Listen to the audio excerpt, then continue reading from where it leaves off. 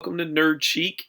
This is Dustin again, and I'm just going to go through a quick tutorial on setting up a WordPress install inside of HostGator's CPanel. And so I've logged into the CPanel as the Guts to Serve person, which is my fake account. I mean, it's a real account, but it'll be turned off shortly. And I just want to mention in here, when you get inside, you'll find that there's some very important things you may need to use later. Your mail settings are in here. What will be very important is if you use the email account that comes with setting up a install with a domain at HostGator, you want to click that.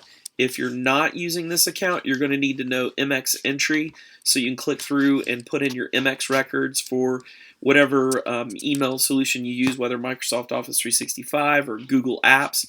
Both of those will need to have MX entries as well as other DNS entries entered in.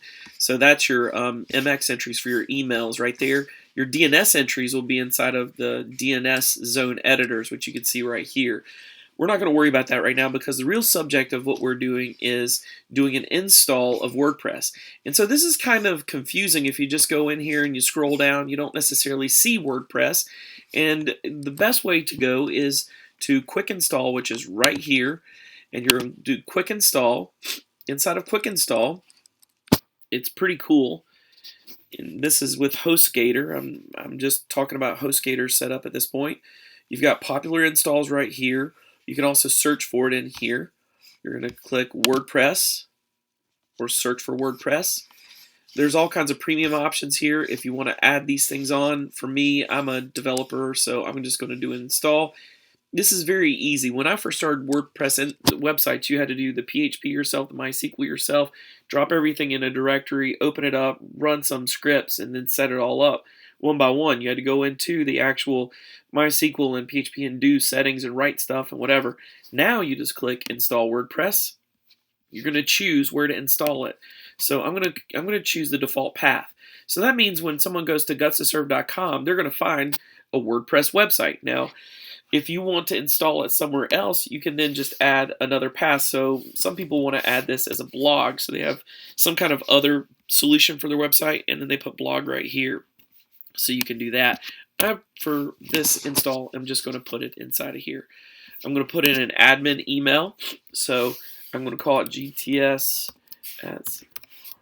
which is a fake email account that I will not be using for this. Then I'm going to choose a blog title. So you put your blog title in there. Admin user.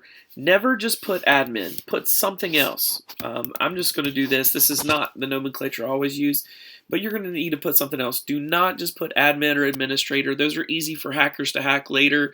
We'll talk about security in WordPress in another tutorial, but just for the sake of this, do not do it. Don't do it. Fight the power, okay? So go there. See here. I'm going to put my name, last name, and then at this point, we're going to press Install WordPress. And it's going. Now, you see here it says there's quick install stuff, find a theme, whatever. I'm not going to do that. I'm going to put no thanks, I'm a web designer. Okay, let's see what happened here. View details. Okay. It says there's something wrong with my directory. So I'm going to put it on there.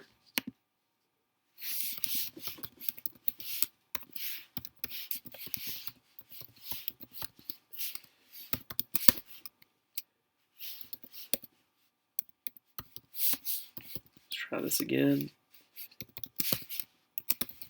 Let's see if this works. Okay, so there's what happens when you get an error. Click again. Actually, I'm glad you got to see an error. Someone was saying, no thanks, I'm a web designer to this. Hey, you saw an error. I don't usually get an error. So for some reason, it gave us an error when it did it. Boom, the install's complete. It's going to give me credentials right here. Don't go out without them. It will email you the credentials, but I'm going to copy those over so I can use them. I'm going to immediately change this password inside the system. And again, if I were to choose a username, I wouldn't choose GTS admin. It'd be something much more complex. It wouldn't have admin or administrator. And then this password's where I go to log in, so we can copy that over into our, like a note or something, which I'm doing for myself now. And then we're going to click over into the site to the login page. I'm going to put that login there, and I'm going to copy paste my password in.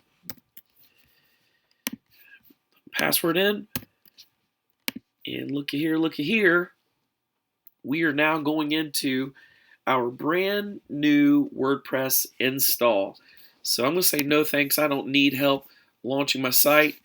I am good to go. Oh, right off the bat, I see something that I would do immediately. First off, I would do this install for this update to WordPress 4.5.2 right off the bat. I'm going to go into my WordPress tutorial now, so you want to click through and see that next if you want to go into that. But that's the end of this tutorial, and that's how you set up a WordPress install off of a HostGator CPanel. Thanks for joining in. Check out again to get more tips and tricks through Nerd Chic.